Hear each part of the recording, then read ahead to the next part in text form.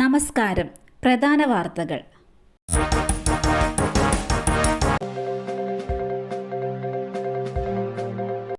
Suresh ഗോപിക്കെതിരെ അപകീർത്തികരമായ video പുറത്തിറക്കി. വിദ്യാർത്ഥി പിടിയിൽ.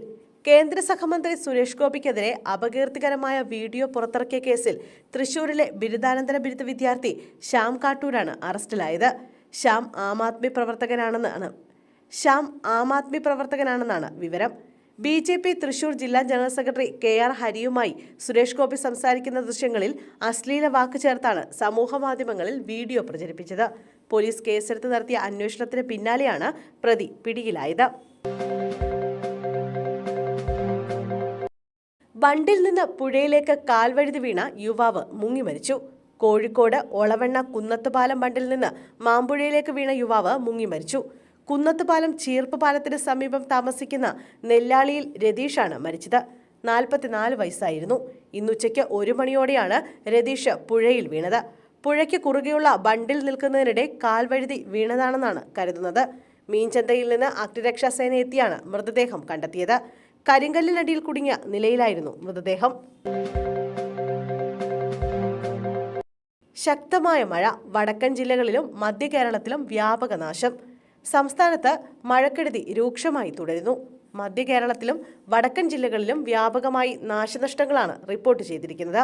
വയനാട്, കണ്ണൂർ ജില്ലകളിലാണ് ഇന്ന് ഓറഞ്ച് അലർട്ട് പ്രഖ്യാപിച്ചിരുന്നത്. എറണാകുളം, ഇടുക്കി, തൃശൂർ, പാലക്കാട്, മലപ്പുറം, കോഴിക്കോട്, കാസർഗോഡ് എന്നീ ജില്ലകളിൽ യെല്ലോ അലർട്ടാണ്.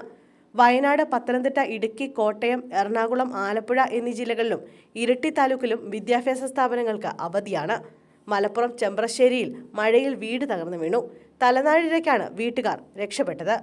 നെല്ലങ്ങേര സുരേഷിന്റെ വീടാണ് തകർന്നു വീണത്. അപകടത്തിൽ വീട് പൂർണ്ണമായും തകർന്നു.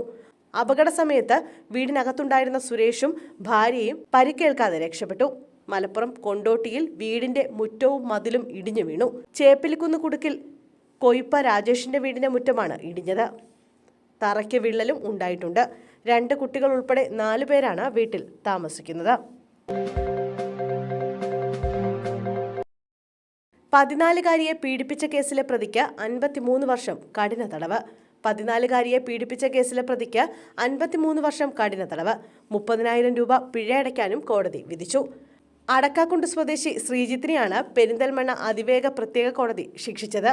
പിഴയടച്ചില്ലെങ്കിൽ 1 വർഷവും 8 മാസവും അധിക തടവ് അനുഭവിക്കണമെന്നും ജഡ്ജി S. സൂരജ് ഉത്തരവിട്ടു. 2021 കാളികാവ് പോലീസ് രജിസ്റ്റർ ചെയ്ത കേസിലാണ് ശിക്ഷ.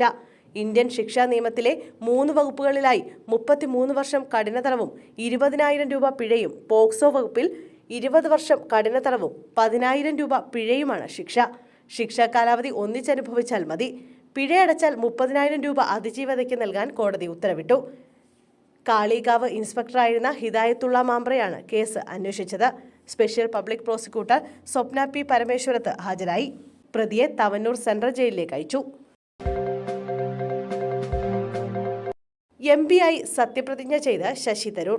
വിദേശത്തായിരുന്നതിനാൽ കേരളത്തിലെ MPമാരോടൊപ്പം ആദ്യ ദിവസം തരൂരിന് സത്യപ്രതിജ്ഞ ചെയ്യാൻ കഴിഞ്ഞിരുന്നില്ല.